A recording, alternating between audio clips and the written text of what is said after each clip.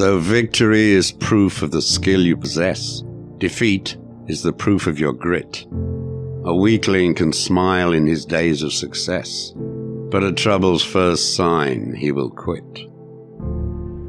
So the test of the heart and the test of your pluck isn't skies that are sunny and fair, but how do you stand to the blow that is struck, and how do you battle despair?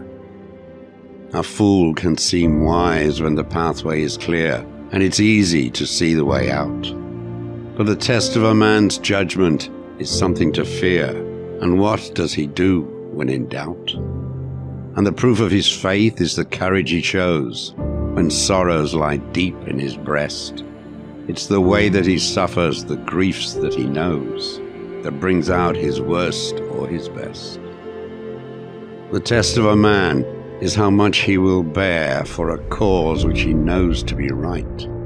How long will he stand in the depths of despair? How much will he suffer and fight? There are many to serve when the victory is near, and few are the hurts to be borne. But it calls for a leader of courage to cheer the men in a battle forlorn. It is the way you hold out against odds that are great that proves what your courage is worth. It is the way that you stand to the bruises of fate that shows up your stature and girth. And victory is nothing but proof of your skill, veneered with a glory that's thin. Unless it is a proof of unfaltering will, and unless you have suffered to win.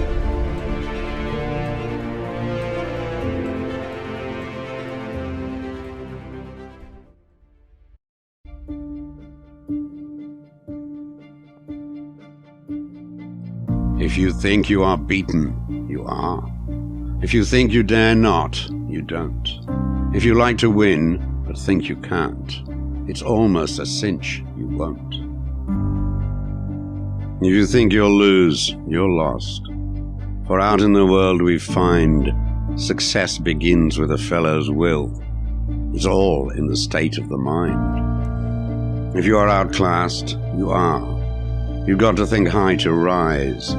You've got to be sure of yourself before you can ever win the prize. Life's battles don't always go to the stronger or faster man. But sooner or later, the man who wins is the man who thinks he can.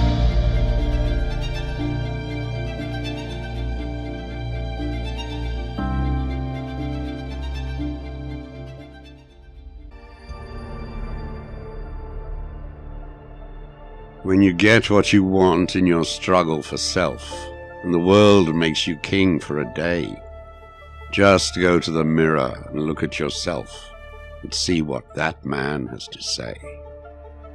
For it isn't your father or mother or wife whose judgment upon you must pass. The fellow whose verdict counts most in your life is the one staring back from the glass. He is the fellow to please, never mind all the rest, for he's with you, clear to the end.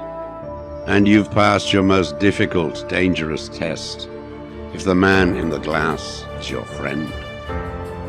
You may fool the whole world down the pathway of years, and get pats on the back as you pass, but your final reward will be heartache and tears, if you've cheated the man in the glass.